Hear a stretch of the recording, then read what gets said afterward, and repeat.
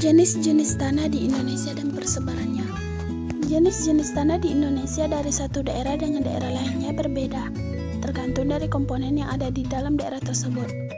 Komponen yang ada di dalam tanah yang baik untuk tanaman adalah tanah yang mengandung mineral 50%, bahan organik 5%, dan air 25%. Pengaruh letak astronomis dan geografis di Indonesia sangat penting dalam membentuk berbagai macam tanah. Nah, apa saja jenis-jenis tanah di Indonesia dan di mana daerah persebarannya? Yang pertama yaitu tanah aluvial. Jenis-jenis tanah di Indonesia salah satunya tanah aluvial.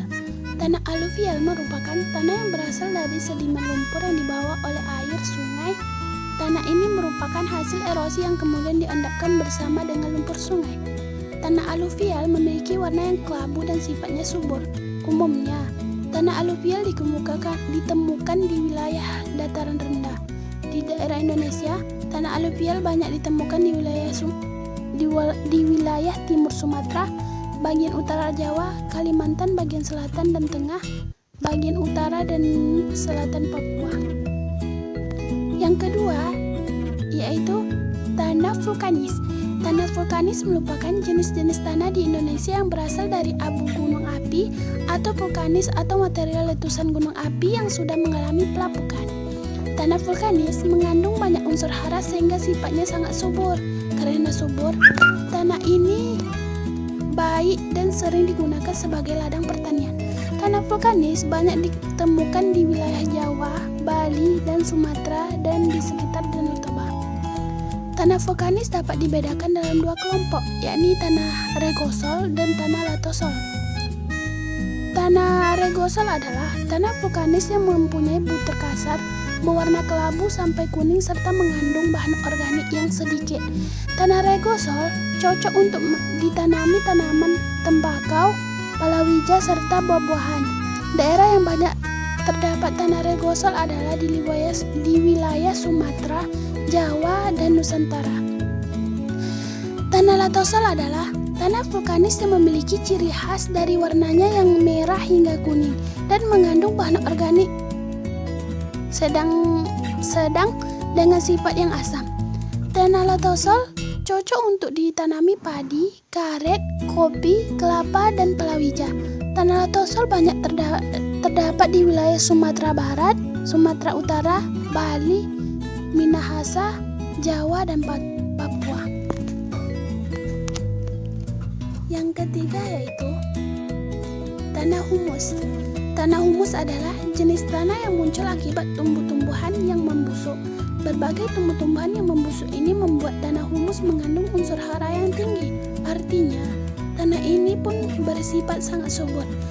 Tanah jenis ini sangat cocok untuk ditanami tanaman padi, nanas, dan kelapa. Tanah humus banyak terdapat di Pulau Sulawesi, Sumatera, Jawa Barat, Kalimantan, dan Papua. Yang keempat yaitu tanah organosol. Tanah organosol adalah jenis-jenis tanah di Indonesia yang juga sering dikenal dengan sebutan tanah gambut. Tanah ini terbentuk dari proses pelapukan bahan-bahan organik seperti dari sisa-sisa pembusukan tanah rawa. Pembusukan bahan organik yang terjadi pada tanaman yang kurang sempurna karena selalu tergenang air. Karena pembusukan yang terjadi kurang sempurna, tanah gambut cenderung bersifat asam sehingga sangat asam. Karena selalu tergenang air, jenis tanah gambut ini kurang baik untuk pertanian. Tanah gambut banyak terdapat di daerah pasang surut seperti Papua bagian barat, Kalimantan Barat, Sumatera bagian timur, Jawa, pantai barat Sumatera, dan pantai Kalimantan Timur. Jenis tanah yang kelima yaitu tanah inceptisol. Tanah inceptisol terbentuk dari batuan sedimen atau metaform dengan warna agak kecoklatan dan kehitaman serta campuran yang agak keabu-abuan. Tanah ini juga dapat menopang pembentukan hutan yang asri. Ciri-ciri tanah ini adalah adanya horizon kambik di mana horizon ini kurang dari 25% dari horizon selanjutnya. Jadi sangatlah unik. Tanah ini cocok untuk perkebunan seperti perkebunan kelapa sawit, serta untuk berbagai lahan perkebunan lainnya seperti karet. Tanah insektisol tersebar di berbagai daerah di Indonesia seperti di Sumatera, Kalimantan, dan Papua. Jenis tanah yang keenam yaitu tanah kapur. Tanah kapur merupakan jenis-jenis tanah di Indonesia yang berasal dari batuan kapur. Tanah kapur bersifat tidak subur. Meski demikian, tanah ini masih bisa ditanami tanaman seperti pohon jati. Tanah kapur banyak terdapat di daerah Blora, Pegunungan Kendeng, serta Pegunungan Seribu, Yogyakarta. Tanah kapur bisa dibagi dalam dua kelompok, yakni tanah renzina dan tanah mediteran. Tanah renzina merupakan jenis tanah kapur yang berasal dari hasil proses pelapukan batuan kapur yang terjadi di daerah dengan curah hujan tinggi. Karenanya, tanah ini memiliki ciri khas warna hitam dan miskin zat hara. Sebagian besar tanah renzina ditemukan di daerah berkapur seperti Gunung Kidul, Yogyakarta.